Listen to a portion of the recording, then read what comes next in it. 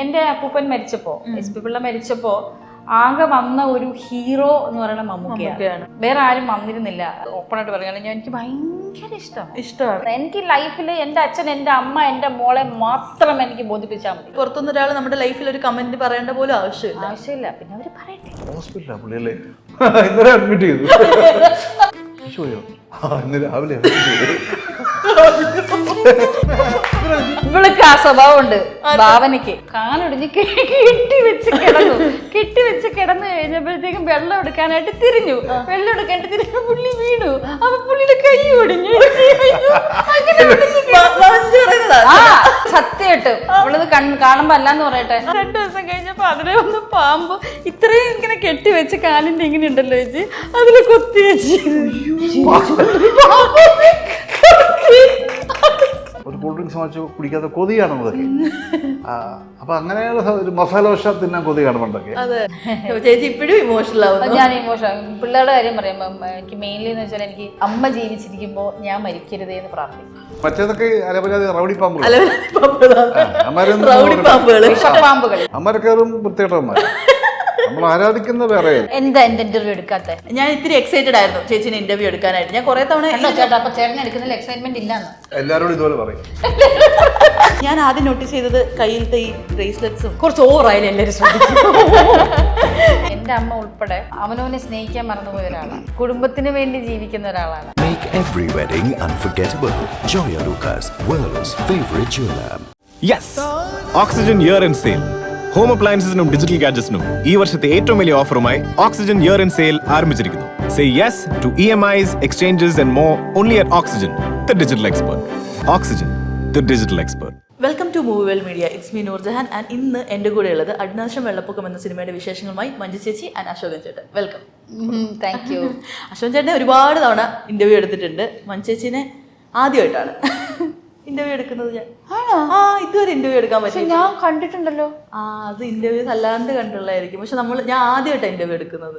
അയ്യോ, ആദ്യമായിട്ട്. അപ്പൊ ഞാൻ എന്താ ഇന്റർവ്യൂ എടുക്കാത്ത? ഞാൻ ഇത്തിരി എക്സൈറ്റഡ് ആയിരുന്നു ചേച്ചിനെ ഇന്റർവ്യൂ എടുക്കാനായിട്ട്. ഞാൻ കുറെ തവണ ചേട്ടാ അപ്പൊ ചേട്ടൻ എടുക്കുന്നതിൽ എക്സൈറ്റ്മെന്റ് ഇല്ലാന്ന് അശോകൻ ചേട്ടൻ ഞാൻ എല്ലാരോടും ഇതുപോലെ പറയും. അശോകൻ ചേട്ടൻ ഞാൻ എത്ര തവണ ഇന്റർവ്യൂ എടുത്തതാ? 4-5 തവണ ഇന്റർവ്യൂ എടുത്തു.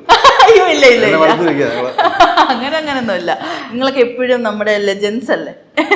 ചേച്ചിനെ കണ്ടപ്പോഴത്തേക്ക് ഞാൻ ആദ്യം നോട്ടീസ് ചെയ്തത് കയ്യിലത്തെ ഈ ബ്രേസ്ലെറ്റ്സും ഇതൊക്കെയാ. കുറച്ച് ഓവറായാലും എല്ലാവരും ശ്രദ്ധിക്കും. ഇത് ഓരോ സ്ഥലം ഞാനല്ല എൻ്റെ ജ്യോതിയുടെ അടുത്ത് പറയായിരുന്നു. ജ്യോതി പറഞ്ഞത് എന്ത് ചേച്ചി വാരി ഇട്ടിരിക്കുന്നത്? ഞാൻ പറഞ്ഞു കുറച്ച് ഓവറായാലും എല്ലാവരും ശ്രദ്ധിക്കും. ഇപ്പൊ ചോദിച്ചില്ലേ? ഇല്ല, രസമുണ്ട്. ഇപ്പൊ കുറെ പേര് ഇങ്ങനെ ട്രെൻഡായിട്ട് ഇങ്ങനെ കുറെ സാധനങ്ങൾ ഇങ്ങനെ ഇടുന്നുണ്ടല്ലേ. ഞാൻ വിചാരിച്ചു ഞാൻ ഇത് ഇറക്കിയെന്ന്. അല്ലല്ല, ഇതിനും കൊണ്ടല്ലേ ഇങ്ങനെ ഇടുന്നതൊക്കെ കണ്ടിട്ടുണ്ട് ഇങ്ങനെ. പക്ഷെ ഇങ്ങനെ ഇരുന്ന് കണ്ടിട്ടുണ്ടോ? ഒരു ബന്ധമില്ലാതെ ഒരു സ്റ്റേറ്റ്മെന്റ് ആയിട്ട് അങ്ങ് ഇറക്കിയേക്കാണ്. ഒരു ബന്ധമില്ലാതെ. അതെ. ഇതിങ്ങനെ ഓരോ ട്രിപ്പിലൊക്കെ പോകുന്ന സമയത്ത് ഇങ്ങനെ ഓരോ സ്ഥലത്തുനിന്ന് കളക്ട് ചെയ്യുന്നതാണോ? അല്ലടാ, അങ്ങനെയല്ല. ഓരോ ട്രിപ്പ് ശരിയാണ്. ഇത് ഗോവയിൽ പോയപ്പോ മേടിച്ചത്, ഇതിപ്പോ കാമാക്കിയ ടെമ്പിളിൽ പോയപ്പോ മേടിച്ചത്, ഇത് ഞാൻ എവിടുന്ന് ബോംബെന്ന് മേടിച്ചത്. അങ്ങനെ ഓരോ സ്ഥലത്ത് പോകുമ്പോ ഇങ്ങനെ ചിറാപുഞ്ചിന്ന് മേടിച്ചതുണ്ട്. അപ്പൊ ഇങ്ങനെ ഓരോ സ്ഥലത്ത് ഇങ്ങനെ പോകുമ്പോ വെറുതെ ഇങ്ങനെ കാണുമ്പോ രസമല്ലേ. അപ്പം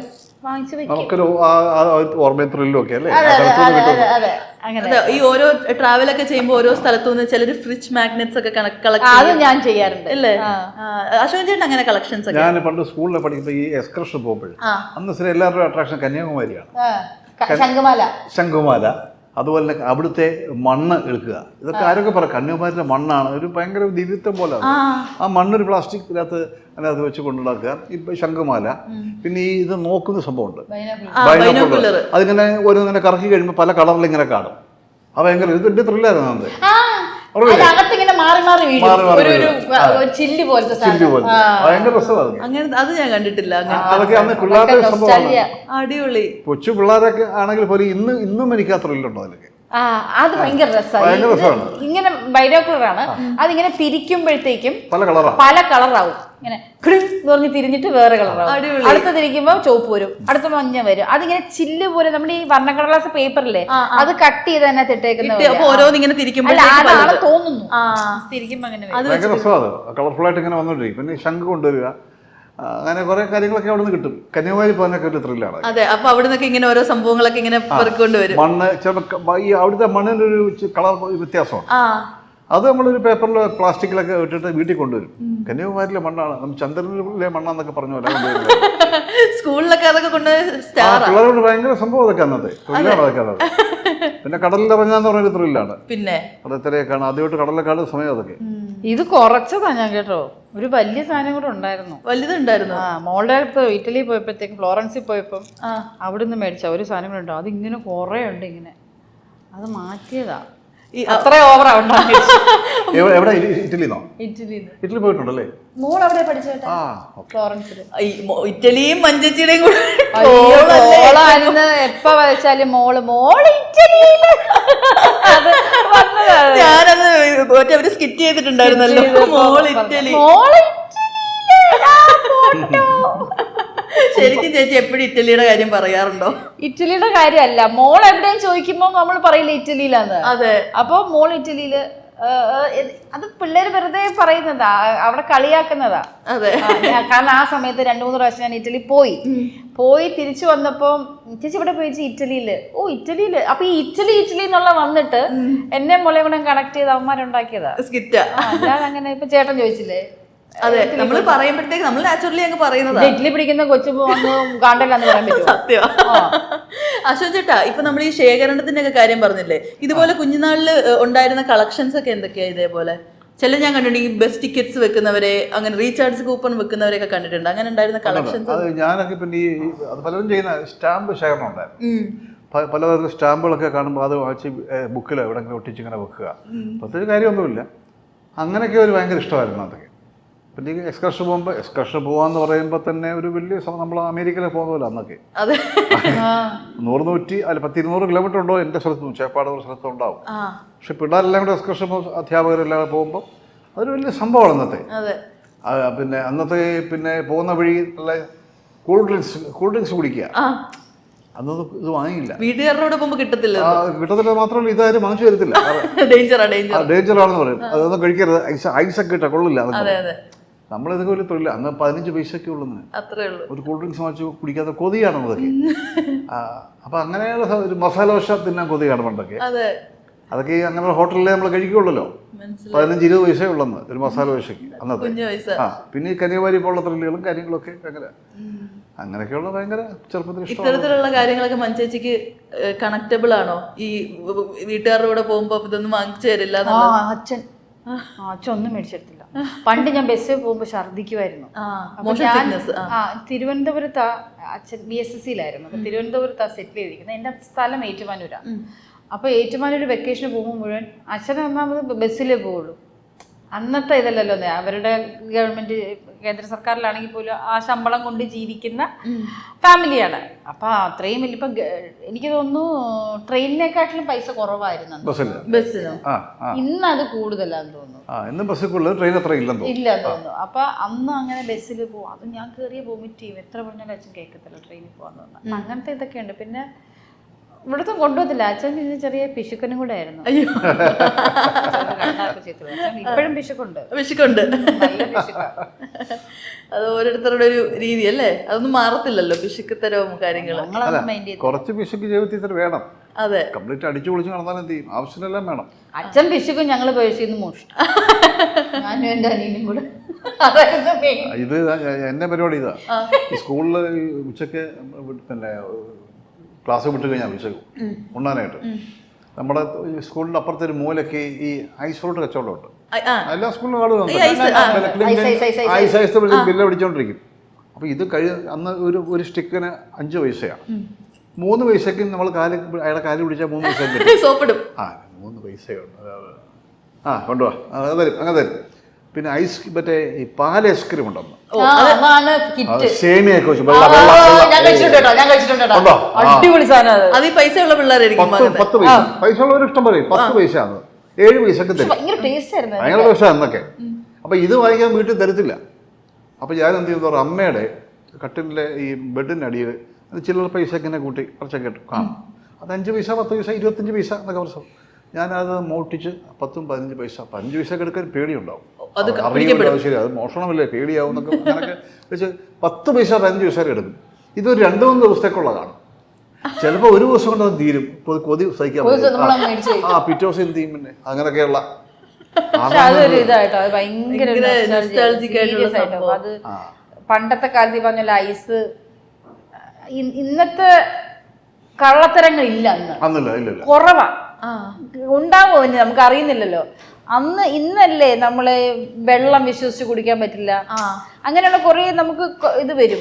കഴിയുമ്പോ ഏത് വെള്ളാന്ന് അറിഞ്ഞോട്ടാ. പക്ഷെ അന്ന് അങ്ങനെ പറയുമെങ്കിൽ അത് നുണ പറയുന്നതാ. അന്ന് കള്ളമില്ല, നല്ല വെള്ളത്തിലാ, കിണറ്റി വെള്ളത്തിലൊക്കെ ഉണ്ടാക്കുന്നതാ. ചെല്ല് പറയുന്നത് വാങ്ങിച്ചു കഴിക്കല്ലേ, തോട്ടിലെ വെള്ളം. അതൊക്കെ ഞങ്ങളുടെ അടുത്ത് പറഞ്ഞിട്ടുണ്ട്. ഈ സിപ്പൊക്കെ കൊണ്ടുപോകുമ്പോഴത്തേക്ക് തോട്ടിലെ വെള്ളം വാങ്ങല്ലെന്നൊക്കെ. അടിപൊളി. അങ്ങനെ ഒരുപാട് നൊസ്റ്റാൾജിക് ആയിട്ടുള്ള സംഭവങ്ങൾ പറയാൻ പറ്റില്ല. ഈ നമ്മുടെ അടിനാശം വെള്ളപ്പൊക്കത്തിലേക്ക് വരികയാണെങ്കിൽ മൊത്തത്തിൽ ഒരു അടിനാശം വെള്ളപ്പൊക്കവും ആണോ കഥ? ഇതൊരു കുറച്ച് സംഭവങ്ങളുള്ള സിനിമയാണ്. ഉണ്ട്. അത് നമുക്ക് ഇത് കാണുമ്പോഴേ മനസ്സിലാവും. ഒരു ആന, അതിന്റെ പുറത്ത് കുറെ പേര്, മൊത്തത്തിലൊരു ഒരു ഫെസ്റ്റീവ് മൂഡ് കാണുന്നുണ്ട്. ആനയും പുലിയും കടുവ സിംഹവും എല്ലാം ഉണ്ട്. മൊത്തത്തിലുള്ളൊരു ഒരു ഫെസ്റ്റിവൽ മൂഡാണ്. അതൊരു ഫെസ്റ്റിവൽ മൂഡാണ്, ഫൺ മൂവിയാണ്, എന്റർടൈനർ ആണ്. പക്ഷെ എന്നാൽ അതിനകത്ത് കുറച്ച് മെസ്സേജുകളും കാര്യങ്ങളും ഉണ്ട്. അതെ. മഞ്ജുച്ചിയുടെ ക്യാരക്ടർ ഇത് കോളേജ് ബേസ് ചെയ്തിട്ട് പോകുന്ന ഒരു യങ്സ്റ്റേഴ്സിന്റെ സ്റ്റോറിയാണ്. ഇതിനകത്ത് ഒരു കോളേജ് നടത്തുന്ന, കോളേജ് ഇവരുടെയാണ്, എൻ്റെ ഹസ്ബൻഡിൻ്റെ ആയിട്ടാണ് അശോക് ചേട്ടൻ വരുന്നത്. അപ്പൊ കോളേജ് ഇവരുടെയാണ്. പക്ഷെ കോളേജ് പേര് മാത്രമേ ഉള്ളൂ, ബാക്കി എല്ലാം കയ്യിലും കുഴപ്പമാണ്. ഒരു കോളേജിന് പേര് മാത്രമേ ഉള്ളൂ, പക്ഷെ അവരവിടെ അല്ല, പുള്ളിയുടെ കയ്യിലിരിപ്പാണ് പുള്ളിയുടെ അച്ഛൻ എനിക്ക് എഴുതി തരുന്നു. അടിപൊളി നോക്കാൻ അങ്ങനെ ഒരു സംഭവം, അതിന് ചൊറി, ഇങ്ങനെയൊക്കെയുള്ളൊരു, ഞങ്ങൾ തമ്മിൽ ചേരത്തില്ല. അതെ. ഞങ്ങളുടെ മോളും അവിടെയാണ് പഠിക്കുന്നത്. പിന്നെ അതിനകത്ത് മോട്ടിവേറ്റർ അങ്ങനെയല്ലേ പറയാ, മോട്ടിവേഷൻ സ്പീക്കർ ആണ് ഷൈൻ. അതിനകത്ത് അങ്ങനെയുള്ള കുറെ സംഭവങ്ങളും കാര്യങ്ങളും, പിള്ളേര് സെറ്റ്, അവരുടെ കള്ളത്തരങ്ങള്, ഒരു എന്റർടൈനർ ആണ്, ഫുൾ ഫൺ കോമഡി സാധനമാണ്. ഒന്ന് തിയേറ്ററിൽ വന്നൊന്ന് പൊട്ടിച്ചിരിക്കാനൊക്കെ പറ്റിയൊരു, അത് നമ്മുടെ മാനസികാവസ്ഥയാണ്. അതാണ് മാനസികാവസ്ഥയാ. അവിടെ ഒന്ന് ചിരിക്കാനുള്ളതുണ്ട്, പൊട്ടിച്ചിരിക്കണോ വേണ്ടെന്നൊക്കെ അവര്, അതൊരു പടത്തേക്ക് മുൻപ് ഒരിക്കലും ഒന്നിനെ കുറിച്ച് പറയാൻ പറ്റില്ല. ചിരിക്കില്ലോ ഒന്നും പറയാൻ പറ്റില്ല. അത്യാവശ്യം ഏതായാലും ചിരിക്കാവുന്നുണ്ട്. പിന്നെ അതിനകത്തൊരു മെസ്സേജ് ഉണ്ട് ഈ പടത്തിനകത്ത്, ഒരു നല്ലൊരു മെസ്സേജ് ഉണ്ട്. അങ്ങനെയൊക്കെ സംഭവങ്ങളൊക്കെ അതിനകത്തുണ്ട്. അശോകൻ ചേട്ടൻ ഇപ്പൊ പറഞ്ഞില്ലേ ഓരോരുത്തരുടെ മാനസികാവസ്ഥ പോലെ ഇരിക്കും.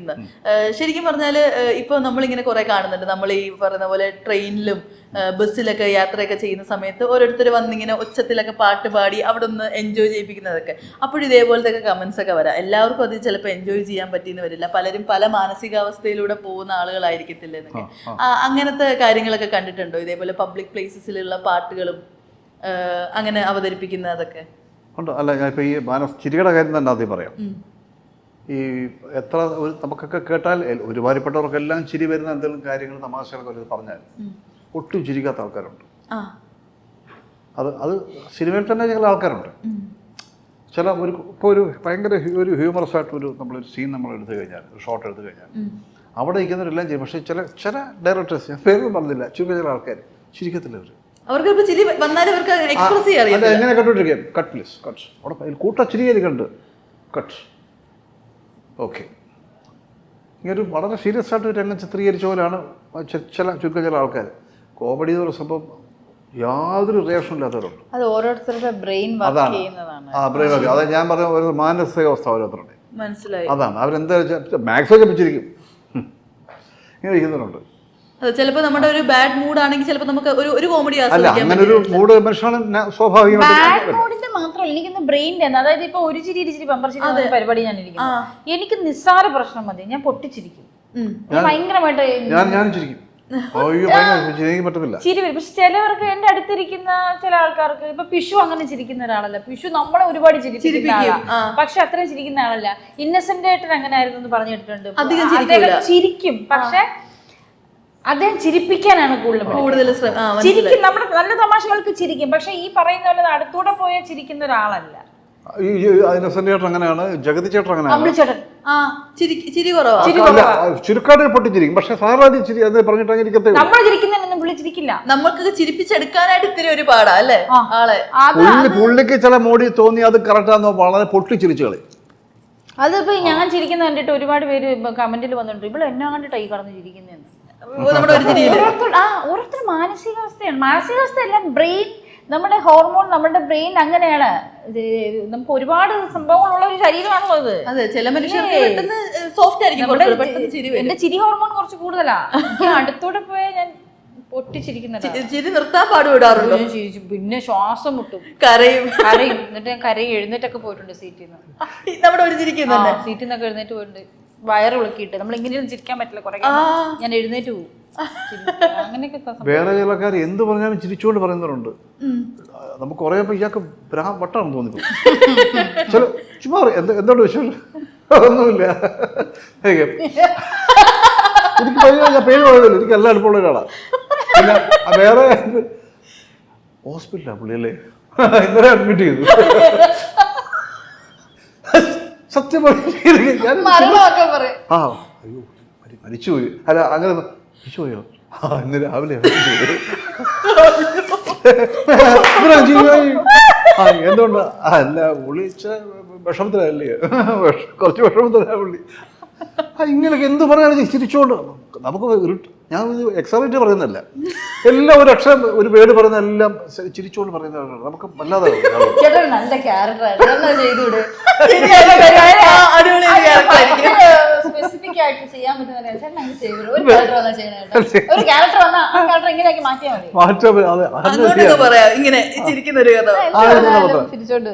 ഹോസ്പിറ്റലിൽ അന്ന് പറഞ്ഞ ചിരിക്കുക, സുഖമില്ല പുള്ളി, ഒരു ആക്സിഡന്റ് പറ്റി ചിരിക്കുക. ഇന്നലെ എന്റെ അമ്മ വീണെന്നൊക്കെ. അമ്മ ഇന്നലെ വീണായിരുന്നു. ചേച്ചി ആ ഒരു കോൺവെർസേഷൻ ഒന്ന് ബിൽഡ് ചെയ്യാമോ? നിങ്ങൾ എന്തെങ്കിലും ഒന്ന് ചോദിക്കാമോ ചേച്ചി? ഇവൾക്ക് ആ സ്വഭാവം ഉണ്ട് ഭാവനയ്ക്ക്. പണ്ട് ഭാവന അല്ല, തമാശയാണ് സംഭവം, പക്ഷെ അവള് ചിരിച്ച് പറഞ്ഞ സംഭവം എന്താ വെച്ചാല്, ഒരു 2 ഇൻസിഡന്റ് അവള് ഒരുമിച്ച് പറഞ്ഞതാ. പറഞ്ഞു ചേച്ചി, അപ്പൊ അപ്പോഴേ ചേച്ചി തുടങ്ങി, ചേച്ചി ഞാൻ ഷൂട്ടിന് പോയപ്പോഴത്തേക്ക് അതിന്റെ സ്ക്രിപ്റ്റ് റൈറ്റർ മൂക്കിൽ വലിയ കെട്ട് വന്നിരിക്കുന്നത് ചോദിച്ചപ്പോഴത്തേക്കും പറയുമ്പോ പുള്ളി ഒന്ന് തുമ്മിയതാന്ന്. ഞാൻ തുമ്മിയതോ? ആ തുമ്മിയതാന്ന്. മോഹം കഴുകിക്കൊണ്ടിരുന്നപ്പോ തുമ്മിയതാ, വാഷ് ബേസിൽ ഇടിച്ചു. ചിരിച്ചോണ്ട് പറഞ്ഞു. രണ്ടാമത് ആരാണ്ട് ഇന്ന് കെട്ടിവെച്ച് കിടന്നു, കാലൊടിഞ്ഞിട്ട് പുള്ളി കാലൊടിഞ്ഞ് കെട്ടിവെച്ച് കിടന്നു കഴിഞ്ഞപ്പോഴത്തേക്കും വെള്ളം എടുക്കാനായിട്ട് തിരിഞ്ഞു. വെള്ളം എടുക്കാനായിട്ട് തിരിഞ്ഞു പുള്ളി വീണു. അപ്പൊ പുള്ളിയുടെ കൈ ഒടിഞ്ഞു. പണ്ട് സത്യമായിട്ട് അവളത് കാണുമ്പോ അല്ലാന്ന് പറയട്ടെ, പണ്ട് എന്നോട് പറഞ്ഞാ കെട്ടി വെച്ച് വീണു. എന്നിട്ട് കിടന്നു കഴിഞ്ഞിട്ട് കുറച്ച് ദിവസം 2 ദിവസം കഴിഞ്ഞപ്പോ അതിലെ വന്ന് പാമ്പ് ഇത്രയും ഇങ്ങനെ കെട്ടിവെച്ച് കാലിന്റെ ഇങ്ങനെ ഉണ്ടല്ലോ ചേച്ചി, അതില് കൊത്തി വെച്ച്.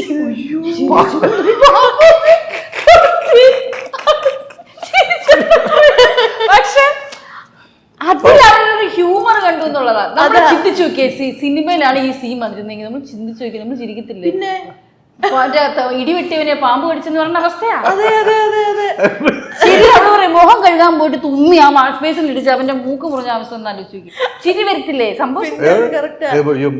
മൃഗശാലയിൽ സമൂഹത്തിന്റെ കൂട്ടി കൈ കിട്ടും, കൈ അവര് കടിച്ചോണ്ട് പോയി. ചില ആളുകളുണ്ടല്ലോ, നമ്മള് ആരെങ്കിലും വീണ് കഴിഞ്ഞാല് എടുക്കുന്നതിന് മുമ്പേ ചിരിക്കുന്ന ആളുകളുണ്ടല്ലോ.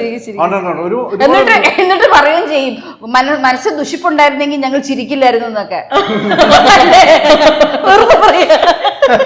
ഞാനൊക്കെ ആര് വീണാലും അപ്പൊ തന്നെ ചിരിക്കും. എനിക്കപ്പോ ആദ്യം ചിരിയാ, ആ ഒരു ഇമോഷനാ മനസ്സിലോട്ട് വരുന്നത്. അപകടമൊക്കെ പറ്റിയല്ല, അല്ലാതെ സ്ലിപ്പായി കഴിഞ്ഞ് വീണ് കഴിഞ്ഞാൽ. അല്ല, ഇപ്പൊ ഒരാൾ നമ്മൾ ചിരി സന്ദർഭം, ഇപ്പൊ ഒരു കസേര കൊണ്ടിരിക്കാൻ മൊത്തം ആ കസേര ഒടിഞ്ഞാൽ വീണു, ചിരിച്ചു.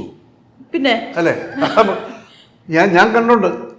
പിന്നെ അങ്ങനെ നമുക്ക് കാണുന്നല്ലേ ഇടയ്ക്കൊക്കെ അറിയാം, കസേര ഇരിക്കുമ്പോൾ ആ കസേര ഒടിഞ്ഞ് താഴോട്ടങ്ങ് വീഴും. അയ്യോ, അപ്പൊ പെട്ടെന്ന് നമുക്ക് ചിരിയേ വരുള്ളൂ. ഒരു കോമഡിയാണ് കാണുമ്പോൾ. ജീവിതത്തിൽ കസേര പോയാലും ഞാൻ തന്നെയാണ്. ജീവിതത്തിൽ കസേര പോയാലും സിനിമയിലും രാഷ്ട്രീയത്തിലാണ് ചിരിക്കും ആൾക്കാർ. ശരിയല്ലേ? ഇതെല്ലാം അതൊക്കെ ഒരു ഇതിനകത്തുള്ള ഈ ഒരു ഇതിലുള്ള സംഭവങ്ങളാണ് ഇതെല്ലാം. അല്ല, ജനറലി ഒരു കസേര വന്നിരിക്കുമ്പോൾ ഒരാൾ ഇരിക്കുമ്പോൾ അത് ഒടിഞ്ഞു വേണം പെട്ടെന്ന് ചിരിക്കും നമ്മൾ. പിന്നെ അതാ, ഇതൊക്കെ ഒരു റോ ആയിട്ടുള്ള ഒരു ഇമോഷൻ, നമ്മൾ പിന്നീടൊന്നും ചിന്തിക്കാതെ വരുന്ന റോ ആയിട്ടുള്ള ഇമോഷൻസ്. മഞ്ചേച്ചി, ഇപ്പൊ നമ്മൾ ഈ ഇമോഷൻസിന്റെ കാര്യം പറഞ്ഞപ്പോൾ അതിൽ ഏറ്റവും ഇങ്ങനെ പ്രൈമായിട്ട് നിൽക്കുന്ന ഒരു ഇമോഷൻ ആണല്ലോ ഈ ചിരി എന്ന് പറയുന്നത്. ആക്ടിംഗ് വർക്ക്ഷോപ്പ് ഞാനിങ്ങനെ കുറേ വീഡിയോസ് കണ്ടു, ചില ആളുകളൊക്കെ വന്ന് ഇങ്ങനെ കെട്ടിപ്പിടിച്ച ചേച്ചി ഞങ്ങൾക്ക് ഇവിടുന്ന് പോകാൻ തോന്നുന്നില്ല, അത്രയും ഇമോഷണലി അവരായിട്ടൊക്കെ കണക്റ്റഡ് ആവുന്നുണ്ടോ വർക്ക്ഷോപ്പിന് വരുന്ന ആളുകളായിട്ട്? അത് മെയിൻലി എന്താണെന്ന് വെച്ച് കഴിഞ്ഞാൽ ഞാൻ പൊതുവേ എല്ലാവരുടെ അടുത്തും മാക്സിമം ഈ പറഞ്ഞ പോലെ നമുക്കും ഇമോഷണലി നമ്മൾ ആവുന്ന പല സിറ്റുവേഷൻസും ഉണ്ടാവും. പക്ഷെ എങ്കിൽ പോലും ആ സമയത്ത് പോലും ഞാൻ പലപ്പോഴും വളരെ പ്ലീസിങ് ആയിട്ട് പെരുമാറിയിട്ടുള്ളൂ. കാരണം സിനിമയിൽ അല്ലെങ്കിൽ പോലും ഞാൻ അങ്ങനെ ചെയ്യുള്ളൂ. എൻ്റെ ഇമേജിന് വേണ്ടി മാത്രമല്ല, കാരണം എന്നെ വളർത്തിയിരിക്കുന്നത് എൻ്റെ ഫാമിലി ബാക്ക്ഗ്രൗണ്ട് അങ്ങനെയാണ്. എല്ലാവരുമായിട്ട് വളരെ മിങ്കിൾ ചെയ്തിട്ട് എല്ലാവരെയും സ്നേഹിച്ച് എല്ലാവരിലും മാക്സിമം നമ്മൾ കാരണം ബാക്കിയുള്ളവർ വിഷമിക്കരുത്, ഇങ്ങനെയൊക്കെയാണ് ഞാൻ പഠിച്ചിരിക്കുന്നത്. അപ്പോൾ മെയിൻലി എന്നെ ഇതിൽ ഹെൽപ്പ് ചെയ്തിട്ടുള്ളത് ഒരു ചിരി മെമ്പർഷിപ്പിയുടെ ഫ്ലോർ ആയിരിക്കും.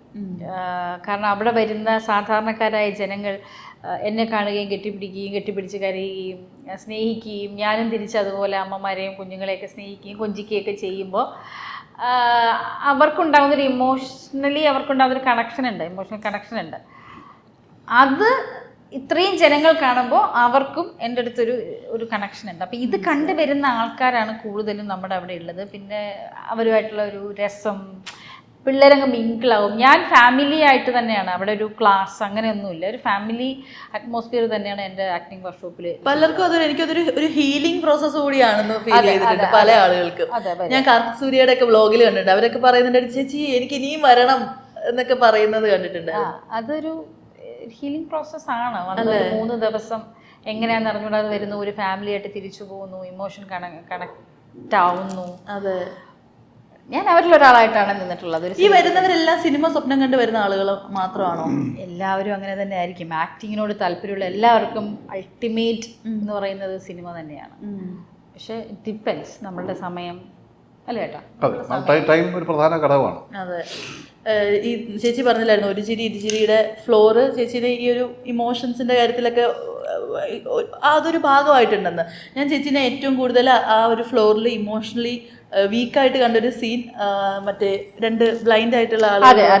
അപ്പോൾ ചേച്ചി ഭയങ്കരമായിട്ട് ഒരു ഔട്ട് ബേസ്റ്റ് വന്ന പോലെ എനിക്ക് ഫീൽ ചെയ്തിട്ടുണ്ട്.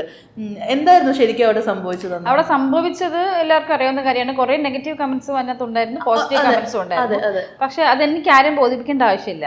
കാരണം അതില് നമ്മൾ സ്ഥിരം പറയുന്ന ഒരു ഡയലോഗാണ്, ഇനി നമുക്ക് എത്ര കിട്ടിയെന്നറിയാം തിരിഞ്ഞു നോക്കും എന്ന് പറയുന്ന സാധനം.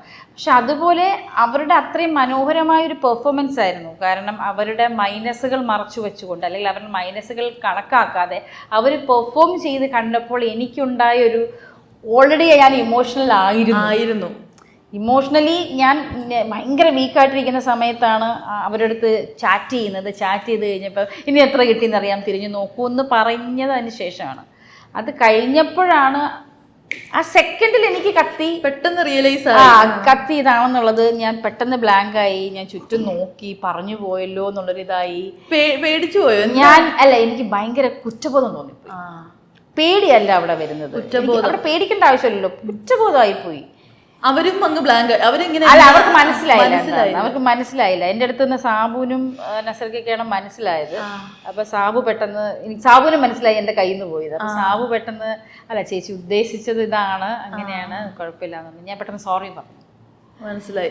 ചേച്ചി കരഞ്ഞു? ഞാൻ പെട്ടെന്ന് കരഞ്ഞു. കാരണം ഞാൻ എപ്പോഴും എന്താന്ന് വെച്ച് കഴിഞ്ഞാൽ ഞാൻ എപ്പോഴും സന്തോഷിക്കുകയും ഞാൻ എപ്പോഴും പ്രൗഡാവുന്നതും ഞാൻ വളരെ അനുഗ്രഹമുള്ളൊരു അമ്മയാണെന്ന് മനസ്സിലാക്കുന്നത് എനിക്ക് ആരോഗ്യമുള്ളൊരു കുഞ്ഞിനെ കിട്ടിയതാണ്. എൻ്റെ മോൾ എന്തായി, അല്ലെങ്കിൽ എൻ്റെ മോള് വലിയ മറ്റായോ അങ്ങനെ ഒന്നുമല്ല, എൻ്റെ ആരോഗ്യമുള്ളൊരു ഹെൽത്തി ആയിട്ടുള്ള ബേബി എനിക്ക് കിട്ടിയതാണ്. എനിക്ക് ദൈവത്തിനോട് ഏറ്റവും എനിക്ക് കടപ്പാട് എന്താന്ന് വെച്ചാൽ അങ്ങനെയുള്ള മക്കളുടെ അമ്മമാർ അനുഭവിക്കുന്നത് ഞാൻ കണ്ടിട്ടുണ്ട്. എന്തെങ്കിലും എനിക്കൊരു ഫ്രണ്ട് ഉണ്ട് അങ്ങനെ. അപ്പൊ അവൾ അനുഭവിക്കുന്നത് ഞാൻ ലോകത്തിലെ ഏറ്റവും എന്താ പറയുക മദേഴ്സ് ഡേക്കൊക്കെ എനിക്ക് അവളെ എനിക്ക് പൂജിക്കാൻ. അവരുടെ ലൈഫേ ഈ കുട്ടികളല്ലേ, എന്നാൽ അവൾക്ക് ഒന്നും ചെയ്യാൻ പറ്റില്ല. മക്കള് ആരോഗ്യമുള്ള കുഞ്ഞിനെ കിട്ടുന്നതാണ് ലോകത്തിലെ ഏറ്റവും ഭാഗ്യം അമ്മമാർക്ക്. അങ്ങനെ വിശ്വസിക്കുന്ന ആളാണ് ഞാൻ. അപ്പം അങ്ങനെ എപ്പോഴും ഞാൻ കുഞ്ഞുങ്ങളെ വെച്ചിട്ടാണ് നമ്മുടെ ഒരു ലൈഫിനെ തന്നെ കമ്പയർ ചെയ്യുന്നത്. ചേച്ചി ഇപ്പോഴും ഇമോഷണൽ ആവുന്നു. ഞാൻ ഇമോഷണൽ. പിള്ളേരുടെ കാര്യം പറയുമ്പം എനിക്ക് മെയിൻലി എന്ന് വെച്ചാൽ എനിക്ക് എൻ്റെ മോള് എപ്പോഴും അങ്ങനെയാണ്. എപ്പോഴും ഞാൻ ആലോചിക്കുന്നത്, ഞാൻ ജീവിച്ചിരിക്കുമ്പോൾ എൻ്റെ അമ്മ ജീവിച്ചിരിക്കുമ്പോൾ ഞാൻ മരിക്കരുതേ എന്ന് പ്രാർത്ഥിക്കും. എന്താണെന്ന് വെച്ച് കഴിഞ്ഞാൽ നമ്മുടെ കുഞ്ഞുങ്ങളുടെ വേർപാട് ഒരമ്മയ്ക്കും സഹിക്കാൻ പറ്റില്ല. അതുപോലെയാണ് ഞാൻ ജീവിച്ചിരിക്കുമ്പോൾ എൻ്റെ കുഞ്ഞിനൊന്നും സംഭവിക്കരുത്, സഹിക്കാൻ പറ്റില്ല. എൻ്റെ അമ്മ ജീവിച്ചിരിക്കുമ്പോൾ എനിക്കൊന്നും സംഭവിക്കരുത്, എൻ്റെ അമ്മയ്ക്ക് സഹിക്കാൻ പറ്റില്ല. അതെല്ലാ അമ്മമാരും അങ്ങനെയാണ്. മനസ്സിലായി. മക്കൾക്ക് അതുപോലെ തന്നെയായിരുന്നു. നമ്മളുടെ മിലിറ്ററിയിലുള്ള ഒരു ഗ്യാങ് വന്നിട്ട് മിലിറ്ററിയിൽ മരിച്ചുപോയ വെച്ചാൽ ഇന്ത്യക്ക് നമ്മുടെ നാടിന് വേണ്ടി ജീവൻ കളഞ്ഞ കുറേ ആൾക്കാരുടെ പാരൻസ് വന്നിരുന്നു. അന്ന് എനിക്ക് സഹിക്കാൻ പറ്റിയില്ല. ഒന്ന് ഭയങ്കരമായിട്ട് ഞാൻ പൊട്ടിക്കരഞ്ഞു. ചേട്ടാ, അച്ഛനും അമ്മയും വന്നിട്ട് ആ അമ്മയൊക്കെ ബ്ലാങ്കാണ് ചേട്ടാ. അമ്മയൊക്കെ ഇങ്ങനെ ബ്ലാങ്ക് ആയിട്ട് നിന്നിട്ട് നിർജീവമായിട്ട് നിൽക്കാന്ന് പറയില്ലേ, ആ ഒരു അവസ്ഥയായിരുന്നു അമ്മയൊക്കെ. ചിന്തിക്കാൻ പറ്റില്ല. അല്ല ചേട്ടാ, നമ്മൾ ജീവിച്ചിരിക്കുമ്പോൾ നമ്മുടെ മക്കൾക്ക് എന്തെങ്കിലും സംഭവിച്ചാൽ നമ്മൾ കൂടെ ചാകുക എന്നുള്ളതേ ഉള്ളൂ, അല്ലാതെ വേറെ ഒന്നും അവിടെ ഒന്നും പറയാനില്ല. അല്ല, അത് എപ്പോഴും നമ്മൾ കൂടുതൽ കണ്ടുകൊണ്ടിരിക്കുന്നതെല്ലാം ഈ ആർമി എന്നുള്ളതാണ്. അവരുടെ മക്കളൊക്കെ മരിച്ചു കഴിയുമ്പോൾ ഇപ്പോഴൊക്കെ നഷ്ടപ്പെട്ട് ഭർത്താവ് മരിക്കുന്നത് ഭയങ്കര അൺസൈക്കബിളാണ്. ചേട്ടാ, എപ്പോഴും നമ്മൾ അമ്മമാർ ആണെങ്കിലും സ്ത്രീകളാണെങ്കിലും അവർ ഒരുപാട് ഉറക്ക കരയുന്നതും എല്ലാം നമ്മൾ കാണുന്നുണ്ട്. പക്ഷെ അച്ഛന്മാരങ്ങനെ ഉറക്ക കരയുന്നതോ അത് കാണാറില്ല. അവർ ഉള്ളിൽ ഇങ്ങനെ ഉള്ളടക്കുകൾ ഉള്ളത് അഡ്ജസ്റ്റ് ചെയ്യുക. അതെ, അത് തിരിച്ചു തന്നെ ഇപ്പം പേരൻസും മാതാപിതാക്കളുടെ കാര്യം അങ്ങനെ തന്നെയാണ്. അവരുടെ കാര്യങ്ങളും നമുക്ക് ആ സിമ്പതി എപ്പോഴും ഒരു കരുണ അവരോട് വേണമല്ലോ, ഉണ്ടാവുമല്ലോ. അമ്മമാരാണ് കൂടുതൽ ഇങ്ങനെ അച്ഛന്മാരെല്ലാം കണ്ട് എല്ലാ കാര്യങ്ങളൊക്കെ ചെയ്തിട്ടുള്ളിൽ അടക്കുകയാണ് അവർ ചെയ്യുന്നത്. അത് സപ്രസ് ചെയ്യുകയാണ് ചെയ്യുന്നത്. കരയുന്നച്ഛന്മാരും ഉണ്ട്, എല്ലാം ഉണ്ട്. തീർച്ചയായിട്ടും ജനറലി. പക്ഷേ സ്ത്രീകൾ അമ്മമാരാണ് കൂടുതലും കരയാറ്. ഇന്നത്തെ സാഹചര്യം ഇന്നത്തെ ഒരു ഡ്രഗ്സിൻ്റെ ഒരു കാലമാണെന്ന് വേണേൽ പറയാം. ഇപ്പോൾ ഈ യുഗം എന്ന് പറയുന്നത് ഇപ്പോഴത്തെ രീതി. അപ്പോൾ അങ്ങനെയുള്ള എത്രയോ കേസുകൾ വീടുകളിൽ നിന്ന് ഭയങ്കര നല്ല പിള്ളേരായിട്ട് പറഞ്ഞാൽ വളരെ കുഴപ്പത്തിലേക്ക് പോകുന്ന എത്രയോ ആൾക്കാരുണ്ട്. നമുക്ക് പല സ്ഥല ചെറുപ്പക്കാരൊക്കെ നമുക്കിപ്പോൾ വെളിയിൽ ഒരുപാട് ചെറുപ്പക്കാരെ കാണുന്നുണ്ട്. ഇവരൊക്കെ പലതും നമ്മൾ ഇന്നത്തെ സ്വഭാവ ചോക്കണം ഇവരൊക്കെ നമ്മൾ സംശയിക്കണം. പക്ഷെ എല്ലാവരും ആവണമെന്നില്ലല്ലോ എന്ന് പറയുന്ന പോലെ തന്നെ ഇപ്പം അടിനാശം വെള്ളപ്പൊക്കത്തേക്ക് പറയുകയാണെങ്കിൽ തന്നെ ഇങ്ങനൊരു സംഭവം ഇതിനകത്തൊക്കെ ഉണ്ട്. ഇപ്പോഴും ചെറുപ്പക്കാർ ഒരുപാട് സ്വഭാവങ്ങൾ. പക്ഷെ അതെല്ലാവരും നല്ല രീതിയിലാണ് വന്നിരിക്കുന്നത്. എല്ലാം മെസ്സേജ് ഉണ്ട്, നല്ല മെസ്സേജാണ്. അങ്ങനെയൊക്കെയുണ്ട്. അതെ, ഇപ്പൊ നമ്മൾ ഈ ആക്ടിങ് വർക്ക്ഷോപ്സിന്റെ ഒക്കെ കാര്യം പറഞ്ഞല്ലോ. നമുക്ക് അശോകൻ ചേട്ടൻ ഇപ്പൊ ഇത്ര വർഷമായിട്ട് മലയാള സിനിമയിലുള്ള ആളാണ്. ഏറ്റവും നമുക്ക് ഏത് ഇമോഷനാണ് നമുക്ക് ഏറ്റവും എക്സ്പ്രസ് ചെയ്യാനായിട്ട് ചലഞ്ചിങ് ആയിട്ടുള്ള ഒരു ഇമോഷൻ ഏതൊരു ആർട്ടിസ്റ്റിനെ നോക്കിയാലും? അങ്ങനെ പറയാൻ പറ്റില്ല. എന്നെ വെച്ച് എനിക്ക് എല്ലാം പ്രയാസമാണ്. അല്ല, എന്തറിയാം, അത് ഓരോ നമ്മുടെ ചില ഡയലോഗ് പറയുമ്പോഴോ അല്ലെങ്കിൽ അപ്പം പിന്നെ നമ്മുടെ ഒരു മൂഡിനകത്തൊരു വലിയ കാര്യമാണ്. നമ്മൾ അങ്ങനെ ഫ്രീ ആയിട്ടുള്ള സമയത്തൊക്കെയാണ് ചിലപ്പം കുറച്ച് നമുക്ക് പെട്ടെന്ന് ഈസിയായിട്ട് ചെയ്യാൻ തോന്നും. ഫുൾ ഒരു സ്പിരിറ്റ് കിട്ടും. ഏതിലാണ് ഈസിയൊന്നും ബുദ്ധിമുട്ടൊന്നും ഒരിക്കലും പറയാൻ പറ്റത്തില്ല. എല്ലാത്തിലും അതിൻ്റെ ബുദ്ധിമുട്ടും കാര്യങ്ങളുണ്ട്. അല്ല, ഞാൻ ചെയ്യുന്നതെല്ലാം എനിക്ക് വളരെ ഈസിയാണെന്ന് ആരെങ്കിലും ഒരാൾ അങ്ങനെ പറയുമോ? പറഞ്ഞാലോട്ട് അത് കറക്റ്റ് ആവില്ല എന്നാണ് ഞാൻ വിശ്വസിക്കുന്നത്. പല ആർട്ടിസ്റ്റുകളും പറയാറുണ്ട് ചില ക്യാരക്ടർ അവരിൽ നിന്ന് പോകാനായിട്ട് അതിൻ്റെ ഒരു സീൻ കഴിഞ്ഞു കഴിഞ്ഞാൽ ഇപ്പോൾ ഒരു ഇമോഷണൽ സീനൊക്കെ കഴിഞ്ഞിട്ടും ആ ഒരു കരച്ചിൽ അവർക്ക് മാറ്റാനായിട്ടുള്ള ബുദ്ധിമുട്ട്, ആ ഒരു നെഞ്ചിൽ ആ ഒരു ഭാരം കളയാനായിട്ട് ബുദ്ധിമുട്ടുന്നുണ്ടെന്ന് പലരും പറഞ്ഞു കേട്ടിട്ടുണ്ട്. അങ്ങനെ ഒരു ക്യാരക്ടറിന്റെ ആ ഒരു പ്രഷർ കളയാൻ, ആ ഒരു ഹാങ് ഓവർ അത് എപ്പോഴെങ്കിലും ഫീൽ ചെയ്തിട്ടുണ്ട്? അല്ലാതെ ഈ കുറച്ച് സമയത്തേക്ക് നമുക്കുണ്ടാവും, സത്യമാണ്. അതുപോലത്തെ ഒരു നല്ല സീന്, നല്ലൊരു ഇമോഷണൽ ആയിട്ടുള്ള ഒരു ഷോട്ടും കാര്യങ്ങളൊക്കെ എടുത്തു കഴിയുമ്പോൾ അത് കുറച്ച് സമയത്തേക്ക് നമുക്ക് ആ ഒരു ഭാരമോ അല്ലെങ്കിൽ ആ ഒരു ഹാങ് ഓവർ മനസ്സിലുണ്ട്. അത് പോകാൻ ആ ഒരു സമയം കഴിഞ്ഞിട്ടേ പോവുള്ളൂ, അത് പോയേ പറ്റുള്ളൂ. ഇത് കംപ്ലീറ്റ് ആയിട്ട് വന്നാൽ ഇത് ഒരിക്കലും നമുക്ക് വേറെ സീൻ ചെയ്യാനോ അല്ലെങ്കിൽ പിന്നെ ഒരു കാര്യമൊന്നും നമുക്ക് പറ്റില്ല. കുറച്ച് നേരത്തേക്ക് ഉണ്ടാവും. അത് ആർട്ടിസ്റ്റുകൾക്ക് ഉണ്ടാവുമെന്നാണ് എൻ്റെ വിശ്വാസം.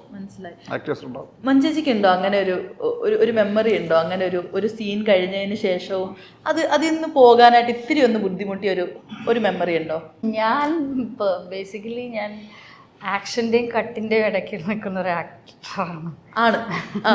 ഞാൻ ഇമോഷണലി ആണെങ്കിൽ പോലും, ഇമോഷൻ സീനാണെങ്കിൽ പോലും ആ സ്ക്രിപ്റ്റ് വായിച്ച് കഴിഞ്ഞ് ടേക്കിന് തൊട്ട് മുമ്പും കൂടെ ആ സ്ക്രിപ്റ്റ് ജസ്റ്റ് ഒന്ന് നോക്കും. അപ്പോൾ ഓൾറെഡി ആ മോഷൻ കയറും. അത് കഴിഞ്ഞ് ആക്ഷൻ കഴിഞ്ഞ് കട്ട് വിളിച്ചു കഴിഞ്ഞാൽ ഞാൻ അപ്പം മാറും. അതും നല്ലതല്ലേ? പക്ഷെ നല്ലതാണത്. ഞാൻ മാറും. ഞാൻ അത് കൊണ്ട് നടക്കാറില്ല. പിന്നെ ചില സീൻസ് ചേട്ടൻ പറഞ്ഞാൽ നമുക്ക് ഹോണ്ട് ചെയ്യും. നമ്മുടെ ലൈഫുമായിട്ട് ബന്ധപ്പെട്ടൊക്കെ ചില സീക്വൻസുകളൊക്കെ വരുമ്പോൾ നമുക്ക് ഹോണ്ട് ചെയ്യും. പിന്നെ ഈ പറഞ്ഞ പോലെ ഞാൻ അങ്ങനെ ചെയ്തത് ഒരു TV-യില് നമ്മൾ അഭിനയിച്ചത് അലി അക്ബർ സാറിന്റെ അതിന് 2 സീക്വൻസ്. ഒന്ന് അശോകേട്ടൻ എന്റെ ഹസ്ബൻഡായിട്ട്, അപ്പൊ ഹസ്ബൻഡ് മരിക്കുന്നതും എന്റെ മകള് മരിക്കുന്നതും. ആ 2 സീനാണ്.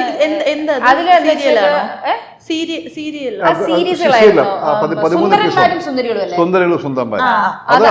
അത് ഉറൂബിന്റെ വലിയ പ്രശസ്തമായ നോവലിന്റെ. എനിക്ക് സ്റ്റേറ്റ് അവാർഡ് ഉണ്ട് അതിനകത്ത്. ദാരിദ്ര്യമാണ് മെയിൻ. ഇദ്ദേഹം മാഷാണ്. മാഷ് ഒരു മഷ്കുടൻ മാഷ്, അതായത് മാഷാണ്, പക്ഷെ ഒരു എന്താ പറയണ്ട, ഒരു ദുർചിന്തകളില്ലാത്ത, അതായത് പാവങ്ങളോട് കരുണ, പൈസ അധികം വാങ്ങിക്കൂല, പൈസ സേവ് ചെയ്യൂല, അങ്ങനത്തെ. നമുക്ക് വീട്ടിലെ ദാരിദ്ര്യമാണ്, ഒരു സാധു ക്യാരക്ടറാണ്. അപ്പൊ എനിക്ക് അതിന് ദേഷ്യമാണ്. കാരണം വീട്ടിൽ മക്കളുണ്ട്. അപ്പോ ഒരു ദിവസം ഞാൻ ഇതിനും എപ്പോഴും ചീത്ത പറയും. അപ്പം ചീത്ത പറഞ്ഞിട്ട് ഇങ്ങനെ ഓരോന്ന് പറഞ്ഞുകൊണ്ട് ഇങ്ങനെ നിങ്ങൾക്ക് നടന്നാൽ വല്ല മക്കളുണ്ട്, അരി തീർന്നു, അതാണ് മറ്റാണെന്ന് ഭയങ്കരമായിട്ട് വഴക്കുണ്ടാക്കുമ്പോൾ ഇങ്ങനെ ഒന്നും മിണ്ടത്തില്ല. നിങ്ങളെന്താ മിണ്ടാതെ കിടക്കുന്നത്, നിങ്ങൾക്ക് ഇങ്ങനെ കിടന്നാൽ മതിയല്ലോ, അങ്ങനെ ഇങ്ങനെയെന്നൊക്കെ പറഞ്ഞിങ്ങനെ നോക്കാം, കൂടി മരിച്ചു കിടക്കുക. അപ്പോൾ ആ ഒരു സീക്വൻസ് പക്ഷേ ഞാനിപ്പോൾ പറഞ്ഞപ്പോൾ പെട്ടെന്ന് കഴിഞ്ഞു. പക്ഷെ അങ്ങനെയല്ല, ഒറ്റ ടേക്കായിരുന്നു. അദ്ദേഹം അലി അക്ബർ സാർ ഇത് വെച്ചിട്ട് ഇങ്ങനെ ഇരിക്കുകയായിരുന്നു. ഞാൻ ഒറ്റ ഷോട്ടിൽ ഇങ്ങനെ പറയുന്നു, അവിടെ എടുക്കുന്നു, തുണി വിരിക്കുന്നു, അത് ചെയ്യുന്നു, പറഞ്ഞുകൊണ്ടിരിക്കുക. ഓരോന്ന് പറഞ്ഞു കഴിഞ്ഞിട്ട് ഇങ്ങനെ കിടന്നാൽ വല്ല ഇങ്ങനെ തട്ടുന്ന കണ്ടുണ്ടെന്നു പനങ്ങത്തില്ല. അപ്പോഴും വന്നിരുന്നിട്ട്. അതുപോലെ അടുത്തത് എൻ്റെ മകള് മരിക്കുന്നൊരു സീക്വൻസ് ആയിരുന്നു. എൻ്റെ മകള് മരിക്കും, അതെനിക്ക് എപ്പോഴും പറയുമ്പോൾ എനിക്ക് കരച്ചിൽ വരും. മകള് മരിക്കുന്ന സമയത്ത്, അല്ല മരിക്കുന്ന സീൻ എടുക്കുന്ന സമയത്ത് ഞാൻ പ്രഗ്നൻ്റാണ്. എനിക്ക് അതിൻ്റെ 5 മാസം എന്തോ ആയി. അപ്പോൾ അതിനകത്ത് ക്യാരക്ടറിലല്ലോ പ്രഗ്നന്റ്, റിയൽ ലൈഫിൽ ഞാൻ പ്രഗ്നന്റ്. എന്നിട്ട് അതിനകത്ത് മൂത്ത കുട്ടി വയ്യാത്തൊരു കുട്ടിയാണ്. എനിക്ക് തോന്നുന്നു വയറ് ക്യാൻസർ ആണെന്ന് തോന്നുന്നില്ല, പക്ഷെ അതൊന്നും അറിയില്ല. പണ്ടത്തെ കാലമാണ്. അപ്പോൾ ആയുർവേദ മരുന്നും കാര്യങ്ങളൊക്കെയാണ് കൊടുക്കുന്നത്. അപ്പം ഞാൻ തെണ്ടി അപ്പുറത്തുനിന്ന് ഇപ്പുറത്തൊക്കെ മരുന്ന് വെച്ചിട്ട് അമ്മ മരുന്ന്. അപ്പം നമ്മുടെ വിചാരം വിശപ്പ് ഇതായിട്ട് അൾസർ അങ്ങനെ, അമ്മ അപ്പുറത്ത് തെണ്ടീനത് കൊണ്ടുവന്നിട്ടുണ്ട്, മോനെ തൽക്കാലം ഈ മരുന്ന് കുടിക്ക് കേട്ടോ മോനെ, അങ്ങനെ ഇങ്ങനെയെന്നൊക്കെ പറഞ്ഞിട്ട് കൊച്ചിനെ കയ്യിൽ ഇങ്ങനെ എടുത്ത് വെച്ചിട്ട് ഗ്ലാസ്സിൽ മരുന്ന് എടുത്തിട്ട് ഇങ്ങനെ ഒഴിച്ചു കൊടുക്കും. ഇങ്ങനെ ഒഴിച്ചു കൊടുക്കുമ്പോഴത്തേക്കും ഇങ്ങനെ ഒഴുകും. ഈ ഒഴുകുന്ന സമയത്താണ് മനസ്സിലാവുന്നത് ഈ കുട്ടി മരിച്ചു. അപ്പോൾ ഇങ്ങനെ എടുത്തു വെച്ചിട്ട് ഞാൻ വിശ്വസിക്കില്ല, ഇതിന് അടിക്കുന്നൊക്കെ ഉണ്ട്. ഞാൻ നീക്കടി എന്നൊക്കെ പറഞ്ഞിട്ട് ഒരു ഭ്രാന്തമായ ഒരു അവസ്ഥയായിരുന്നു ആ അമ്മയ്ക്ക്. അക്സെപ്റ്റ് ചെയ്യാൻ പറ്റാത്തൊരു ഭ്രാന്തമായ അവസ്ഥയായിരുന്നു. അതും ഈ പറഞ്ഞ പോലെ ഞാൻ പറഞ്ഞ റിഹേഴ്സൽ വേണ്ട, നമുക്കങ്ങ് ചെയ്യാം, ഫസ്റ്റ് ടേക്ക് ആയിട്ട് പോവാം, തെറ്റുവാണെങ്കിൽ നമുക്ക് എടുക്കാം, റീടേക്ക്. ഇങ്ങനെയുള്ള സാധനങ്ങൾ റിഹേഴ്സൽ ചെയ്താൽ പിന്നെ നമുക്ക് എനിക്ക് അങ്ങനെ ഒരു പ്രശ്നമുണ്ട്. ഇങ്ങനെയുള്ള സീക്വൻസുകൾ രണ്ടാമത് ചെയ്താൽ, അല്ലെങ്കിൽ ഞാൻ ഉഴപ്പി ചെയ്യും റിഹേഴ്സൽ, എന്നിട്ട് മെയിൻ അത് നന്നായി ചെയ്യും. ഇപ്പം ഞാൻ പറഞ്ഞു നമുക്ക് ടേക്ക് പോയി നോക്കാം, തെറ്റുവാണെങ്കിൽ നമുക്കൊന്നും എടുക്കാൻ തോന്നും. അത് പക്ഷേ ഫസ്റ്റ് ഇത് തന്നെ ഇതാക്കിയിട്ട് സീൻ കഴിഞ്ഞിട്ടും ആ ഒരു സാധനത്തിൽ ഷോട്ടിൽ ഞാൻ കരഞ്ഞു ശരിക്കും. അത് കഴിഞ്ഞിട്ട് കരഞ്ഞ് നേരത്തെ പറഞ്ഞ പോലെ നിർത്താൻ പറ്റാത്ത കരച്ചിലിൽ കരഞ്ഞ് കുറച്ച് കഴിഞ്ഞപ്പോൾ ആരും എന്നെ ആശ്വസിപ്പിച്ചില്ല, ഒന്നും ചെയ്തില്ല. തീരട്ടെ എന്ന് പറഞ്ഞ് കരഞ്ഞു നോക്കാം. പക്ഷെ അത് കഴിഞ്ഞ് നോക്കിയപ്പോൾ ക്യാമറയുടെ പുറകിൽ ക്യാമറമാൻ കരയുന്നു, അലി അക്ബർ സാർ മൊത്തം ടീം അവിടെ നിന്ന് കരയുമായിരുന്നു ആ സീൻ കണ്ടിട്ട്. അത് ഭയങ്കര സീനാണത്. ഉറൂബിന്റെ വളരെ പ്രശസ്തമായ ഒരു നോവലാണ്. ഇതിനാണല്ലേ സ്റ്റേറ്റ് അവാർഡ് കിട്ടിയത്. അതിപ്പോ ഒറ്റ ടേക്കിൽ തന്നെ ആയിരുന്നു. ഒറ്റ ടേക്കിൽ തീർത്തു. പിന്നെ ശരിയാവില്ല. അടിപൊളി. അതാ അങ്ങനെയൊക്കെ ചില സീനുകൾ എടുത്താൽ നമ്മൾ കുറച്ച് സമയത്തേക്ക് ആ ഒരു സെന്റിമെന്റ്സ് ആ ഹാങ് പലർക്കും ഉണ്ടാവും. അത് ഭയങ്കര ഇതായിരുന്നു.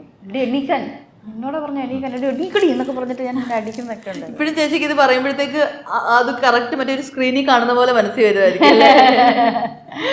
നമുക്കൊരു സെഗ്മെന്റിലോട്ട് പോവാം. ഞാനാണെങ്കിൽ കുറച്ച് വേർഡ്സ് എടുത്തു വെച്ചിട്ടുണ്ട്. അപ്പോൾ ആ വേർഡ്സിനെ കുറിച്ചുള്ള നിങ്ങളുടെ പെർസ്പെക്റ്റീവ് എന്താണെന്ന് പറഞ്ഞാൽ മതി.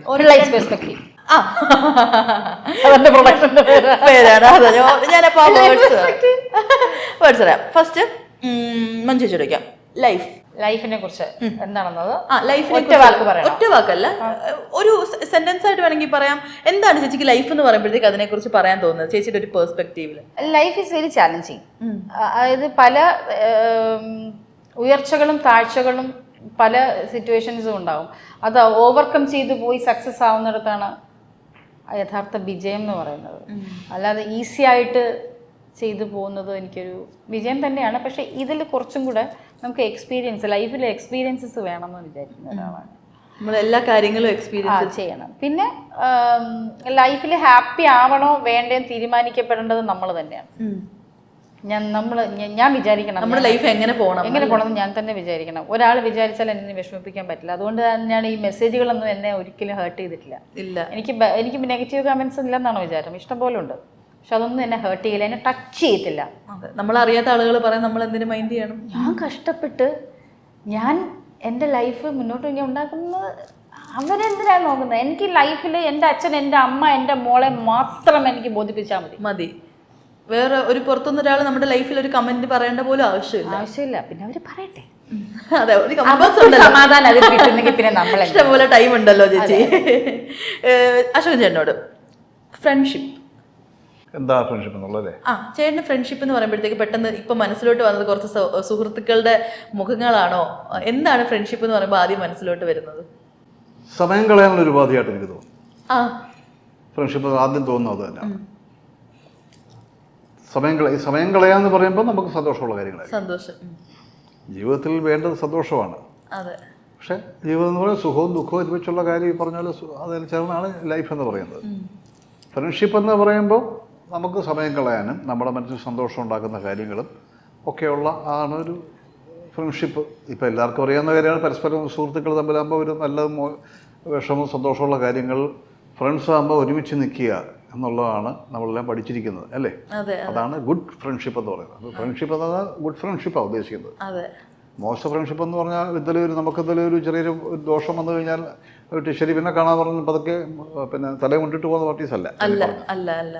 ഇത് വേണം അതിനകത്ത്. അങ്ങനെയാണ് ഫ്രണ്ട്ഷിപ്പ്. ഇതാണ് എൻ്റെ മനസ്സിലുള്ള ആദ്യം കടന്നുള്ള കാര്യം. ആദ്യം കടന്നു സൗഹൃദം എന്നുള്ള ഒരു സംഭവം. സൗഹൃദം അതൊക്കെയാണ്. എന്നുവെച്ചാൽ ദിവസം ചെന്ന് എനിക്ക് ഇന്ന കാര്യം എന്നെ സഹായിക്കണം അതല്ല. നമ്മൾ പറയാണ്ട് തന്നെ മനസ്സിലാക്കി വരുന്ന ആളുകൾ, മനസ്സിലാക്കി വരിക, നമുക്ക് ആശ്വസിപ്പിക്കുക. നമ്മളെ നോക്കാതെ ഇപ്പോൾ അയാള് നമുക്ക് ഇപ്പം ഒന്ന് വിളിക്കുക, എന്നെ വിളിക്കും, അയാളിപ്പോൾ ചിലപ്പോൾ വരും എന്നൊക്കെ അങ്ങനെയുള്ള ആൾക്കാർ നമ്മുടെ മനസ്സിൽ വരിക. അതൊക്കെയാണ് എൻ്റെ ഫ്രണ്ട്ഷിപ്പ് എന്ന് പറയുന്നത്. ചേച്ചി, വുമൻഹുഡ് ഈ റീസെന്റ് ഇൻസ്റ്റഗ്രാം പോസ്റ്റുകളൊക്കെ കാണുമ്പോൾ തന്നെ അടിപൊളി, you are enjoying your life എന്ന് തോന്നുന്നു. I am proud of myself. അതാണ് be yourself, enjoy yourself. Womanhood എന്ന് പറഞ്ഞു കഴിഞ്ഞാൽ ഞാൻ നമ്മളുടെ പരിധിക്കുള്ളിൽ നിന്ന് അല്ലെങ്കിൽ നമ്മൾ നമ്മളെ സ്നേഹിക്കുക എന്നുള്ളതാണ് അതിൻ്റെ ഏറ്റവും ഒരു പ്രധാനപ്പെട്ട കാരണം. വുമൻഹുഡ് അതാണ് ഞാൻ വിചാരിക്കുന്നത്. നമ്മൾ ആദ്യം നമ്മളെ സ്നേഹിക്കുക എന്നുള്ളതാണ്. കാരണം എന്താ വെച്ചാൽ പല അമ്മമാരും പണ്ട് ഞാൻ പറഞ്ഞു കണ്ടു, എൻ്റെ അമ്മ ഉൾപ്പെടെ അവനവനെ സ്നേഹിക്കാൻ മറന്നുപോയ ഒരാളാണ്. കുടുംബത്തിന് വേണ്ടി ജീവിക്കുന്ന ഒരാളാണ്. അതായത് മക്കള് സ്കൂളിലാക്കുക, ഭർത്താവ് പോകുന്നു, പുറത്തേക്ക് ഇറങ്ങാറില്ല, അവരുടെ ലൈഫ് നോക്കാറില്ല. ഭർത്താവ് കൊണ്ടുപോയാൽ സിനിമ കാണും, ഭർത്താവ് വാങ്ങിച്ചു കൊടുത്താൽ ഡ്രസ്സ് പുതിയത് എടുക്കും. ഇപ്പോൾ ഞാൻ വലുതായി ഇതാക്കി ഞാൻ എൻ്റെ കൂടെ പോവാ, ട്രിപ്പ് പോവാ, അച്ഛൻ്റെ കൂടെ. എനിക്ക് തോന്നുന്നു അച്ഛൻ്റെ കൂടെയൊക്കെ ഹണിമൂണിന് ബാംഗ്ലൂർ എങ്ങാണ്ട് പോയതല്ലാതെ പിന്നെ അച്ഛൻ ഞങ്ങളെ കൊണ്ടുകൊണ്ടിരുന്നത് മൂകാംബികയിലൊക്കെ അച്ഛന് LTC കിട്ടും, BSSലായിരുന്നു. അച്ഛനെ വന്നിട്ട് കാര്യമില്ല, അച്ഛൻ തിരക്കാണ്. അപ്പം കൂടുതലും പോയിട്ടുള്ളത് ഇങ്ങനെയുള്ള യാത്രകളാണ്. അപ്പം ഒരു എൻജോയ്മെന്റ് എന്ന് പറഞ്ഞിട്ട് ഒന്ന് നമ്മളൊക്കെ അനുഭവിക്കുന്നില്ലേ, നമ്മളൊക്കെ ഇൻഡിപെൻഡന്റ് ആയി നമുക്ക് എവിടെ വേണമെങ്കിലും ട്രാവൽ ചെയ്യാം, നമുക്ക് ഇഷ്ടമുള്ളത് വാങ്ങിക്കാം, നമുക്ക് ഇഷ്ടമുള്ള ഭക്ഷണം കഴിക്കാം, എന്ത് വേണമെങ്കിലും ചെയ്യാലോ നമുക്ക്.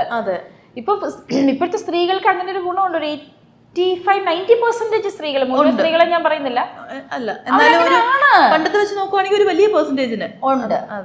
അപ്പൊ അത് വെച്ച് നോക്കുമ്പോൾ ബാക്കി 10% ഇപ്പോഴും എനിക്ക് അങ്ങനെ അറിയാവുന്ന സ്ത്രീകളെ അറിയാം. അവനവരെ അല്ല, ഞാൻ വിശന്നാ ഞാൻ ഭക്ഷണം കഴിക്കും. അയ്യോ എൻ്റെ മോള് കഴിച്ചിട്ട് അങ്ങനെയൊന്നുമില്ല, ഞാൻ ഭക്ഷണം കഴിക്കും. എന്നിട്ട് ഞാൻ മോള് ഡെലിവറി കഴിഞ്ഞ് കിടക്കുന്ന സമയത്തും കറക്റ്റ് ഞാൻ ഭക്ഷണം കഴിക്കാതിരിക്കുമ്പോൾ മോള് കരയും. അത് കുഞ്ഞുങ്ങളെല്ലാം അങ്ങനെയാന്ന് പറഞ്ഞു കേട്ടോ. അതെ അതെ കരയും. ഞാൻ പെട്ടെന്ന് കഴിയും, കാരണം പിന്നെ കഴിക്കാൻ പറ്റില്ല. അതാ അപ്പൊ അന്ന് ഞാൻ തീരുമാനിച്ചതാണ്, ഫസ്റ്റ് നീ നിന്റെ നമ്മള് ഫ്ലൈറ്റിൽ കയറുമ്പോ പറയത്തില്ലേ, ആദ്യം ഓക്സിജൻ മാസ്ക് നമ്മൾ വെക്കണം, എന്നിട്ട് ബാക്കിയുള്ളവർക്ക് വെച്ച് കൊടുക്കാൻ പാടുള്ളൂ. ആദ്യമേ നമ്മൾ വെച്ച് പാരച്ചൂട്ട് ഇട്ടിട്ട് ഇതാക്കി റെഡി ആക്കിയതിന് ശേഷമേ ബാക്കി എന്ന് പറയുന്ന പോലെയാ. അതെ, ഒരു സെൽഫ് ലവ് അല്ലേ? Self love. ചേട്ടൻ്റെ അടുത്ത് സിനിമ എന്ന് പറയുമ്പോഴത്തേക്ക് ചേട്ടൻ്റെ ലൈഫിൽ ഒരു വലിയൊരു പാർട്ട് തന്നെയാണല്ലോ. പെട്ടെന്ന് എന്താ മനസ്സിലോട്ട് വരുന്നത്? സിനിമയാണ് നമ്മുടെ എൻ്റെ കുട്ടിക്കാലം പോലെ സിനിമ തന്നെയാണ് മനസ്സിൽ. ലൈഫ് സിനിമ തന്നെയാണ്. ലൈഫിലുള്ളൊരു കാര്യമാണ് സിനിമ. അതെ അല്ലേ? അതെ.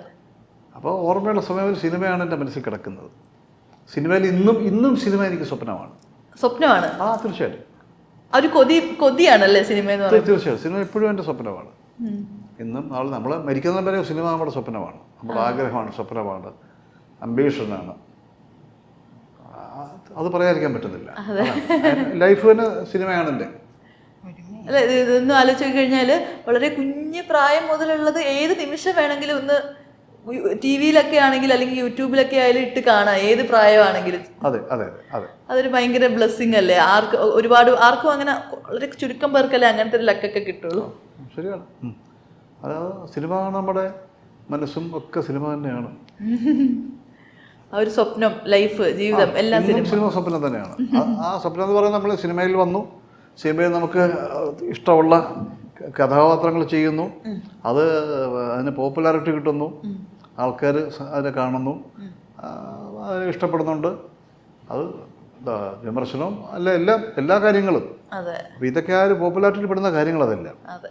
മലയാളികളോടത്തൊക്കെ മിക്കവാറും ഭൂരിപക്ഷം ആൾക്കാർ നമ്മളെ തിരിച്ചറിയുന്നു. അത് അപ്പോൾ സിനിമയുടെ ഭാഗം ദൈവം തന്ന ഒരു കാര്യം. അറിയാത്ത മലയാളി ആരുണ്ട്? അല്ല, സിനിമ കാണാത്ത കുറച്ച് പേരൊക്കെ ഉണ്ടാവും. എന്നാലും ഇപ്പം മിക്കവാറും എല്ലാവരും കാണുമെന്ന് പറയാം. ഈ ചാനൽസൊക്കെ ഒരുപാട് വന്ന കാരണം ഓൺലൈൻ ചാനലൊക്കെ വന്നുകൊണ്ട് കാണുന്നുണ്ടാവും.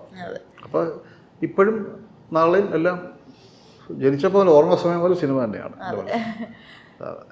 മനസ്സി ലാസ്റ്റ് ഒന്നാണേ, ഫിയർ. പേടിയോ? എനിക്ക് പേടിയുണ്ടോന്ന് എന്തിനെങ്കിലും? എനിക്ക് പാമ്പിനെ പേടിയാ. അതാണ് കാണുന്നതേ പേടിയാ. എനിക്ക് പേടി എന്ന് പറയാൻ പറ്റില്ല. ഒരു സാധനം വരും എനിക്ക്, ഒരു മേല് വരുന്ന പോലെ. പക്ഷെ എൻ്റെ വീട്ടിൽ 3 സർപ്പക്കാവും കാര്യങ്ങളൊക്കെ ഉള്ള കൂട്ടത്തില്ല ഞാൻ. പക്ഷെ എങ്കിലും എനിക്കിപ്പോഴും, ഞാൻ മണ്ണാർശാലയിൽ പോകുന്ന ആളൊക്കെയാണ്, പക്ഷെ എങ്കിലും ഇപ്പോഴും എനിക്കത് നാഗങ്ങളെ അല്ല, എനിക്ക് പാമ്പുകളെ പേടി. എനിക്ക് വ്യത്യാസമുണ്ടോ? ലോക്കൽ പാമ്പുകൾ അല്ലേ? ലോക്കൽ പാമ്പുകള്, സർപ്പം ഡിഫറെന്റ് ആണ്. പിന്നെ അത് ദൈവികമാണ്, നമ്മുടെ വിശ്വാസമാണ്. നമ്മുടെ വിശ്വാസം അനുസരിച്ചാ പറയുന്നത്. സർപ്പം എന്ന് പറയുമ്പോഴത്തേക്ക് ഇങ്ങനെ പത്തി വിടർത്തുന്ന അല്ലടാ, വീട്ടിൽ വെച്ച് ആരാധിക്കുന്നതാണ് സർപ്പങ്ങൾ. ഓ അങ്ങനെ. നാഗം മറ്റേന്ന് പറഞ്ഞാൽ ഈ നാഗമാണിക്യം കേട്ടിട്ടില്ലേ? അങ്ങനെ മറ്റേതൊക്കെ അലപരാതി റൗഡി പാമ്പുകൾ,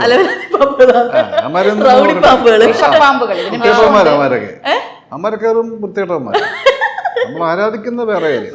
നമ്മള് മണ്ണാർശാലയിലൊക്കെ ഇരിക്കുന്നത് നാഗത്താന്മാരാണ്. ഓക്കെ. എനിക്ക് ഈ സർപ്പം എൻ്റെ വിചാരം എല്ലാ സർപ്പമാണെന്നായിരുന്നു. അല്ലല്ല, ഇത് പൊതുവെ സർപ്പം എന്നൊക്കെ പലരും പറയുന്നെങ്കിലും അതല്ല എൻ്റെ കറക്റ്റ്. വ്യത്യാസമുണ്ട്. പിന്നെ പേടി, എനിക്ക് ഇരുട്ട് പേടിയാണ്. ഇരുട്ട് പേടിയാണ്, ഹൈറ്റ് പേടിയാണ്. കുറെ പേടികളുണ്ട്. ഇങ്ങനത്തെ പേടികളേ ഉള്ളൂ, അല്ലാതെ എനിക്ക് വേറൊരു പേടിയും എനിക്ക് ഇതുവരെ വന്നിട്ടില്ല. ഇല്ല. ഹൈറ്റ്. മനുഷ്യന്മാരെ പേടിയുണ്ടോ? മനുഷ്യന്മാരെ പേടിയുണ്ടോ? ഇല്ല. മനുഷ്യന്മാരെ പേടിയുള്ളതെന്ന് വെച്ചാൽ, ഞാൻ കൂടുതൽ എൻ്റെ ലൈഫിലേക്ക് ഞാൻ വളരെ പഠിച്ചിട്ട് ഒരാളെ ലൈഫിലേക്ക് എടുക്കാറുള്ളൂ. അതുകൊണ്ട് തന്നെ എനിക്ക് അങ്ങനെ പേടിക്കേണ്ടി വന്നിട്ടില്ല. ഞാനൊരു കയ്യകലത്തിൽ എല്ലാവരും നിർത്തും, എല്ലാവരുടെ വളരെ സോഫ്റ്റ് ആയിട്ട് പെരുമാറും, ഭയങ്കര സ്നേഹിക്കും, ഭയങ്കര ഇതാക്കും. പക്ഷെ ഉള്ളു തുറക്കുന്നതും മനസ്സ് തുറന്ന് ഒന്ന് സംസാരിക്കുന്നതും അല്ലെങ്കിൽ പറ്റിക്കപ്പെടാൻ നിന്ന് കൊടുക്കാറില്ല. പിന്നെ ഞാൻ മാക്സിമം ക്ഷമിക്കുന്ന ഒരാളാണ്, അഡ്ജസ്റ്റ് ചെയ്യുന്ന ഒരാളാണ്. അതെ, അങ്ങനെയുള്ളവര് പക്ഷെ പൊട്ടിത്തെറിച്ചാൽ ഭയങ്കര പ്രശ്നമായിരിക്കും. അതെ, ഒരു അവസാനം വരെ ഇങ്ങനെ ക്ഷമിച്ച് നിൽക്കും, അവരുടെ കയ്യിൽ നിന്ന് പോയാൽ പിന്നെ തീർന്നു. അതെ അതെ, അങ്ങനെയാണ് ഞാൻ. ചേച്ചി അപ്പൊ എല്ലാവരും ഇവിടെ വരെ കൊണ്ടുവരും, അവിടെ നിന്ന് ഇങ്ങോട്ട് കൊണ്ടുവരുന്നത് ഇങ്ങോട്ട് കൊണ്ടുവരുത്തില്ല, ഇവിടെ വരെ നിർത്തും. അതുകൊണ്ട് എനിക്കിങ്ങനെ പേടി വന്നിട്ടില്ല. എനിക്ക് ഇരുട്ട്, ഞാൻ ചെറിയൊരു ലൈറ്റെങ്കിലും വേണം രാത്രി ഉറങ്ങാനായിട്ട്. ചെറിയൊരു ടേബിൾ, കുഞ്ഞൊരു എവിടെയെങ്കിലും ഒരു ലൈറ്റ് വേണം. വേണം. പിന്നെ ഹൈറ്റ് എനിക്ക് ഭയങ്കര പേടിയാണ്. ഈ ട്രാവലൊക്കെ ചെയ്ത് അപ്പം ഈ ട്രക്കിംഗ് ഒക്കെ ചെയ്യുമ്പോഴത്തേക്ക് അത് കുഴപ്പമില്ലടാ, കുത്തനെയുള്ള ഹൈറ്റ് ഇല്ലടാ. ഇപ്പോ ഒരു 25ാമത്തെ നില താഴോട്ട് നോക്കിക്കഴിഞ്ഞാൽ പേടിച്ചു. എനിക്ക് പേടിയാ. അശ്വതിയേട്ടന് പേടിയുണ്ടോ ഹൈറ്റ്? അപ്പുറം തന്നെ എനിക്ക് പേടിയുണ്ട്. അതെനിക്ക് പേടിയാ. പിന്നെ ട്രക്കിംഗ് എന്ന് പറഞ്ഞാൽ നമ്മള് ഇപ്പം കേദാറിലൊക്കെ ഞാൻ പോയതാ. കേദാറിലൊക്കെ ശരിക്കും പറഞ്ഞു കഴിഞ്ഞാൽ ഇങ്ങനെ കേറി കേറി കേറി കേറി ഇങ്ങനെ പോവും. പക്ഷെ അപ്പോഴും ഇങ്ങനെ നോക്കിയാ പേടിയാ. ട്രാവൽ ചെയ്യാനുള്ളൊരു ത്വരയുള്ളതുകൊണ്ട് ഞാൻ ഇങ്ങനെ പോവും. നേരെ അങ്ങോട്ടും ഇങ്ങോട്ടും നോക്കത്തില്ല. ഈ ട്രക്കിങ്ങിന്റെ കാര്യം ഇപ്പൊ എക്കോ ഭയങ്കര ഹിറ്റായിട്ട് പോകുന്നുണ്ടല്ലോ അശ്വൻ ചേട്ടാ. അതൊരു മോശക്കാരിയായിട്ടാണോ പറയുന്നത്? അല്ലല്ല അടിപൊളിയായിട്ട് ഇങ്ങനെയൊക്കെ ചില മോശം അഭിപ്രായം കേൾക്കുന്നല്ലോ. നല്ല എല്ലാ സൈഡിൽ നിന്നും പോസിറ്റീവ് റെസ്പോൺസ്. പ്രത്യേകിച്ച് സന്ദീപിന്റെ മൂവി സെലക്ട് ചെയ്യുന്ന കാര്യം എല്ലാവരും പറയുന്നുണ്ട്. മലയാള സിനിമയ്ക്ക് ഒരു സന്ദീപിന്റെ 25 സിനിമ കേട്ടാൽ അവൻ ഒരെണ്ണം സെലക്ട് ചെയ്തിട്ട് അതൊരു 25 പ്രാവശ്യം ആലോചിക്കണം. അങ്ങനത്തെ ഒരുത്തന്നെ അവൻ. അത് ചേച്ചി ഇട്ടിട്ടുള്ളത് കണ്ടായിരുന്നു, മൈ ബേബീസ് എന്ന് പറഞ്ഞ രണ്ടുപേരുടെയും കൂടെ ഫോട്ടോ. മൈ കിഡ്സ് എന്ന് പറഞ്ഞു. അത് എങ്ങനെയാ വെച്ചാൽ ഫാലിമി ചെയ്യുന്ന സമയത്ത് സന്ദീപ് ആക്ച്വലി ഒരു ന്യൂ കമറാണ്. ഫാലിമി ചെയ്യുന്ന സമയത്ത് അന്ന് രാജസ്ഥാനില് ഷൂട്ടിന് പോകുന്ന സമയത്ത് ആകെ ഒരു ഇതേ ഉള്ളൂ, കാരവൻ. അപ്പോൾ ഇവൻ പുതിയ ആൾ, അവൻ പുറത്ത് ഇവൻ്റെ കൂടെ നിതീഷിൻ്റെ കൂടെയൊക്കെ ഇങ്ങനെ ഇരുന്ന് കറങ്ങിയൊക്കെ നടക്കുന്ന ഒരു ഇതാ. അപ്പം അടുപ്പൊന്നും ആയിട്ടില്ല. ഇവിടുന്ന് പോകുമ്പോൾ ഞങ്ങൾ ഒരുമിച്ചായിരുന്നു ഫ്ലൈറ്റിൽ. പക്ഷെ അവിടെ ചെന്നിട്ട് അടുപ്പൊന്നും ആയില്ല. അങ്ങനെ ഇരിക്കുന്ന സമയത്ത് ഇവന് പെട്ടെന്ന് ഫുഡ് പോയ്സൺ അടിച്ചു. പനിയായി, ഭയങ്കര വിഷയമായി. അപ്പോൾ ഞാനിങ്ങനെ പോകുമ്പോഴൊക്കെ ഇങ്ങനെ പറയുമ്പോൾ ഞാൻ ഒരു ദിവസം നോക്കുമ്പോൾ ഒരു മരത്തിൻ്റെ ചുവട്ടിൽ ഇവൻ കിടക്കുക. അപ്പോൾ എൻ്റെ കൂടെ വർഷങ്ങളായിട്ട് എൻ്റെ കൂടെ എനിക്കൊരു അസിസ്റ്റൻ്റ് ഉണ്ട്. അപ്പം ജ്യോതിയോടത്ത് ചെന്ന് ചോദിച്ചു, മഞ്ജു ചേച്ചിയോടൊന്ന് ചോദിക്കുമോ ഇങ്ങനെ അകത്ത്. എനിക്ക് എന്താ തോന്നിയറിയോ, അന്ന് എൻ്റെ മോള് ഇറ്റലിയിലാണ്. അപ്പോൾ വീണ്ടും ഇറ്റലി. അപ്പോൾ അവൾക്ക് അവിടെ ഒരു ആവശ്യം വന്നാൽ ആരെ നോക്കും? അയ്യോടാ, ആരുമില്ല അവിടെ. അപ്പം ഞാനാണെങ്കിൽ അതും ഇതുപോലെ ഒരു കുഞ്ഞല്ലേ, അവൻ ആ ഫാമിലിയൊക്കെ വിട്ട് വന്നു. ഞാൻ പിന്നെ എൻ്റെ കാരവാനിൽ കയറ്റി അവനെ ഡയറക്റ്റ് ചോദിക്കാതെ ഇങ്ങനെ ചോദിപ്പിച്ചപ്പോൾ ഭയങ്കര വിഷമായി പോയി. ഞാൻ അവനെ അല്ലാതെ തന്നെ ഞാൻ അവിടെ ഇറങ്ങിയപ്പോൾ കിടക്കുന്ന കണ്ടു. ഞാൻ ജ്യോതിയോട് പറഞ്ഞു, ജ്യോതി അവൻ അവിടെ കിടക്കുന്നുണ്ട് ചോദിക്കുന്നത്. അപ്പം എന്നെ അങ്ങനെ കിടത്തുമായിരിക്കും എന്നൊക്കെ ചോദിച്ചു. ഞാൻ അകത്ത് കൊണ്ടുവന്ന് അവന് മരുന്ന് കൊടുത്ത്, അവിടെ ഫുഡൊന്നും കിട്ടത്തില്ല, കഞ്ഞിവെള്ളം കൊടുത്ത് അവന് മരുന്ന് കൊടുത്ത് ഫുഡ് കൊടുത്ത് അവനെ കിടത്തി പാവം അങ്ങനെ മാറി അവന്. പിന്നെ ഞാൻ കേൾക്കുന്നത് അതാണ് ഞാൻ പറഞ്ഞത്, എനിക്ക് എൻ്റെ മോനാന്ന് പറഞ്ഞത്. അവൻ അത് കഴിഞ്ഞപ്പോൾ അവൻ്റെ അമ്മയെ ഫോൺ ചെയ്യാം. ഇല്ലമ്മ എനിക്ക് കുഴപ്പമില്ലമ്മ, കുഴപ്പമൊന്നുമില്ലമ്മ, ഞാൻ ഓക്കെ അമ്മ, എനിക്ക് ഇവിടെ ഒരു അമ്മയെ കിട്ടി എന്ന് പറഞ്ഞു. അപ്പം അന്ന് മുതൽ എനിക്ക് അവൻ മോനാ. അപ്പൊ ഇപ്പോഴും അതെ, ഇപ്പോഴും അവനൊരു എന്ത് തുടങ്ങുവാണെങ്കിലും കാർ എടുത്താൽ പോലും ചേച്ചി ഞാൻ ഇത് കാർ എടുക്കണ്ടേ, അത്ര ക്ലോസ് ആണ് അവനുമായിട്ട്. അപ്പൊ അവൻ അന്ന് സന്ദീപിന് എത്ര വയസ്സുണ്ടെന്ന് ആ പടത്തിൽ ഫാമിലി വരുമ്പോൾ? 3 വർഷമായില്ലേ ജ്യോതി? 3 വർഷമായില്ലേ അവന്? 3 ഉള്ളൂ അല്ലേ? 23 അങ്ങനെ ഒരു പ്രായം ഉണ്ടാവും കുഞ്ഞവൻ. അപ്പം അന്ന് അങ്ങനെയാണ്. അപ്പം പിള്ളേരുടെ അടുത്തൊക്കെ അങ്ങനെ ഒരു അടുപ്പം എനിക്ക്. അതെ, ഭയങ്കര ഹാർഡ് വർക്കിംഗ് അല്ലേ ചേട്ടാ? ഭയങ്കര ഹാർഡ് വർക്കിംഗ്. ഒരു സീൻ പറഞ്ഞാൽ തന്നെ 25 ഇതിങ്ങനെ ഇങ്ങനെ പറഞ്ഞാലോ, ഞാൻ ഇങ്ങനെ പറയട്ടെ, പല മോഡുലേഷൻസ് അങ്ങനെയൊക്കെ ചോദിക്കും. അതെ, പിന്നെ ഹാർഡ് വർക്കിംഗ് അല്ല അവൻ, ഭയങ്കര അംബീഷ്യസ് ആണ്. എനിക്കിത് ചെയ്യണം, നല്ല ക്യാരക്ടേഴ്സ് വേണം എന്ന് പറയുന്ന അവൻ തന്നെ പറയും. എനിക്ക് ചില ക്യാരക്ടേഴ്സുടെ അത് നല്ലതല്ല, നീ എന്താ ചേരുന്നത്? ഇല്ല ചേച്ചി, എനിക്ക് അതുണ്ടല്ലോ, മഞ്ജുമെന്നാ വിളിക്കുന്നത്. ഇല്ല, അതെന്താന്ന് വെച്ച് കഴിഞ്ഞാൽ ആ സിനിമയിൽ എന്നെ അങ്ങനെ കാണാൻ എനിക്ക് ഇഷ്ടമല്ല എന്നാ പറയുന്നത്. മനസ്സിലായി. ഈ ഇൻസ്റ്റഗ്രാം നോക്കിയ സമയത്ത് ഈ ഇപ്പോൾ നമ്മൾ ഏറ്റവും പുതിയ സ്റ്റാർ ആയിട്ടുള്ള സന്ദീപിന്റെ കാര്യം പറഞ്ഞപ്പോൾ, അതുപോലെ തന്നെ ഫാൻ ഗേൾ മൊമെന്റ് എന്ന് പറഞ്ഞിട്ട് മമ്മൂക്കയുടെ ഫോട്ടോ, അത് നോക്കുമ്പോൾ അതിന്റെ ബാക്കിലും ഉണ്ട് കുറെ പോസ്റ്റുകളുണ്ട് മമ്മൂക്ക റിലേറ്റഡ് ആയിട്ട്. എപ്പോ കണ്ടാലും ആ ഫാൻ ഗേൾ പുറത്തോട്ട് വരുമോ? ഞാൻ അങ്ങനെ എനിക്ക് മമ്മൂക്ക പേടിയായിരുന്നു ആക്ച്വലി ആദ്യ കാലഘട്ടങ്ങളിൽ. കാരണം മമ്മൂക്ക ഭയങ്കര സ്ട്രിക്റ്റ് ആണ്. മമ്മൂക്ക ഞാൻ ഒരു അപ്കമിങ് ആണ്, ചെന്ന് മിണ്ടാനൊക്കെ ഒരു പേടി. കാരണം മമ്മൂക്ക അങ്ങനെ ഒരു ഓറയാണ് ഉണ്ടാക്കി വെച്ചിരിക്കുന്നത്. അപ്പോൾ മഴയത്ത് മുമ്പിലൊക്കെ ചെയ്തപ്പോഴൊക്കെ ഒരു സാറിനോടൊക്കെ നമ്മൾ തോന്നത്തില്ല, ഇപ്പൊ പ്രൊഫസറിനോടൊക്കെ തോന്നുന്നു അതിന് പേടിയാണ്. പക്ഷെ ഇപ്പൊ വെച്ചാൽ നമുക്ക് ഭയങ്കര കുറച്ചും കൂടെ ആക്ടിങ് ഇതിൽ കഴിഞ്ഞ് കുറച്ചുകൂടെ ഫ്രണ്ട്ലി ആയി മമ്മൂക്ക. അപ്പോൾ ഒരു പ്രാവശ്യം ഞാനിത് ഓപ്പണായിട്ട് പറയുകയാണെങ്കിൽ എനിക്ക് ഭയങ്കര ഇഷ്ടമാണ് ഭയങ്കര ഇഷ്ടമാണ് മമ്മൂക്കയുടെ തനിയാവർത്തനം. അയ്യോ, അങ്ങനെയുള്ള സിനിമകളൊക്കെ, യാത്ര, നിറക്കുട്ട്, പിന്നെ ആൾക്കൂട്ടത്തിൽ തനിയെ എന്നൊക്കെ പറഞ്ഞ പഴയ സിനിമകൾ, ഇമോഷണൽ ആയിട്ടുള്ള ക്യാരക്ടേഴ്സ് അല്ലേ? അത് ഭയങ്കര മാസ്. എന്താ മോശമാണോ? അത് പിന്നെ അത് ആരും അധികം പറയാത്ത സിനിമ ഡാനി. ഡാനിയൊക്കെ നമുക്ക് ഡിഫറെന്റ് ക്യാരക്ടർ. അതുപോലെ മറ്റേ ഇത് പിന്നെ വിധേയൻ, മതിലുകൾ, പിന്നെ ഇത് പിന്നെ രാജമാണിക്യം, ബിഗ് ബി ഇതിൽ മാസ ഭീഷ്മ. അല്ല ആ ഭീഷ്മ അല്ല, മമ്മൂക്കയുടെ ഒരു പ്രത്യേകത എന്താണെന്നറിയോ? പറഞ്ഞപ്പോൾ ആലോചിച്ചാണ്, പുള്ളി മറ്റു നമ്മുടെ കൂടെ വർക്ക് ചെയ്യുന്ന ഒരു ആക്ടറുടെ ഒരു സിനിമ റോളും പെർഫോമൻസ് ഒന്നാണ് പുള്ളി വിളിച്ച് സംസാരിക്കും. എനിക്ക് എന്നോട് പറയാറുണ്ട്. അത് വലിയൊരു ക്വാളിറ്റിയാണ്. അവരെ അസാധ്യക്കാരുടെ പുള്ളിയുടെ. അയ്യോ, അത് വേറെ ആരും ചെയ്യാനില്ലല്ലോ. അതിപ്പോ ഞാൻ ഫാൻ ഗേൾ മൂവ്മെന്റ് ആയതുകൊണ്ട് മമ്മൂക്ക ഇങ്ങനെ പറയണേ. പക്ഷെ അതേസമയം അപ്പുറത്ത് ലാലേട്ടനും ചെയ്തിട്ടുണ്ട്. പിന്നെ ഒരുപാട് ക്യാരക്ടേഴ്സ് പറയാനുണ്ട്. പക്ഷെ ഞാൻ മമ്മൂക്കയെ കുറിച്ച് ഇങ്ങനെ പറഞ്ഞപ്പോ ഒരു ഫാൻ ഗേൾ ഞാനിങ്ങനെ പറഞ്ഞു വരുന്നതിൽ പറഞ്ഞു എനിക്ക് അന്നും ഇന്നും എന്നും ഞാൻ മമ്മൂക്കയുടെ ഭയങ്കര ഹാർഡ് കോർ ഫാൻ. തുറന്ന് സംസാരിക്കും, അപ്പോഴേ പറയും. നമുക്ക് എല്ലാം ഉള്ളതുപോലെ പറയും. നമ്മളെ അത് ഒരു കാര്യം കൊണ്ട് വിളിച്ച് അപ്രീഷിയേറ്റ് ചെയ്ത് കളയും. അതങ്ങനെ ഒരാൾക്ക് അങ്ങനെ നിർബന്ധവും നിയമമൊന്നും ഇല്ലല്ലോ. അങ്ങനെ ഇല്ല, പുള്ളി തുറന്ന് പറയും കാര്യങ്ങൾ. ഒരു നല്ല കാര്യം കണ്ടാൽ അതുപോലെ ഏതോ എനിക്കൊന്നും മിക്ക പുള്ളിക്ക് അടുപ്പമുള്ള ആക്ടേഴ്സ് എല്ലാം വിളിച്ച് അങ്ങനെ സംസാരിക്കുന്നത് എൻ്റെ വിശ്വാസമാണ്. എനിക്ക് വില്ലേജ് പെർസ്പെക്റ്റീവ് എന്റെ പ്രൊഡക്ഷൻ സ്റ്റാർട്ട് ചെയ്തപ്പം ഞാൻ മമ്മൂക്കിയോട് പറയുകയൊന്നും ചെയ്തിരുന്നില്ല. ഞാൻ ഫാൻ ഗേൾ ആണെന്നേ ഉള്ളൂ. ഞാൻ ഒരിക്കലും മമ്മൂക്കയെ ഞാൻ ബുദ്ധിമുട്ടിച്ചിട്ടില്ല ഒരു കാര്യത്തിലും.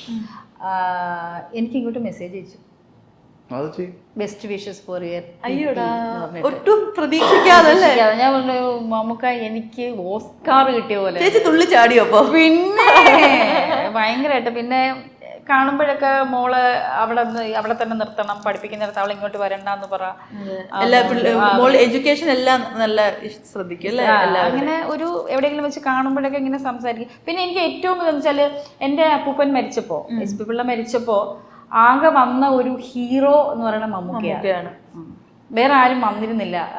MG സോമൻ ചേട്ടൻ, മമ്മൂക്ക, അങ്ങനെ ഒരു ആൾക്കാരാണ്. 84 മരിക്കുന്നത്, 85 അല്ല, അത് പറഞ്ഞാലോ എന്തൊരു ആക്ടറാണ് അദ്ദേഹം. ഷെമീൻ എന്ന സിനിമ മാത്രം കണ്ടാൽ മതി, എല്ലാ പടങ്ങളും ഇത് തന്നെയാണ്. എത്ര റിയലിസ്റ്റിക് ആയിട്ട് അഭിനയിക്കുന്ന ഒരാൾ. അത് സീരിയസ് ക്യാരക്ടർ ആണെങ്കിലും കോമഡി ക്യാരക്ടർ ആണെങ്കിലും അതെല്ലാം ആ കാലത്ത് അങ്ങനെ ഒരുപാട് പരിമിതികൾ ഉള്ള സമയത്താണ് SP പിള്ള എന്ന് പറഞ്ഞ ഒരു വലിയ നടൻ്റെ പ്രകടനം ഗംഭീരമായിരിക്കുന്നത്. ആ പുള്ളിക്ക് വാസ്തവത്തിൽ അർഹിക്കുന്ന അംഗീകാരം കിട്ടിയിട്ടില്ലായിരുന്നു. ആ സത്യം ആ കാലഘട്ടത്തിൻ്റെ പ്രത്യേകത കൊണ്ട് എന്തോ എനിക്കറിയില്ല.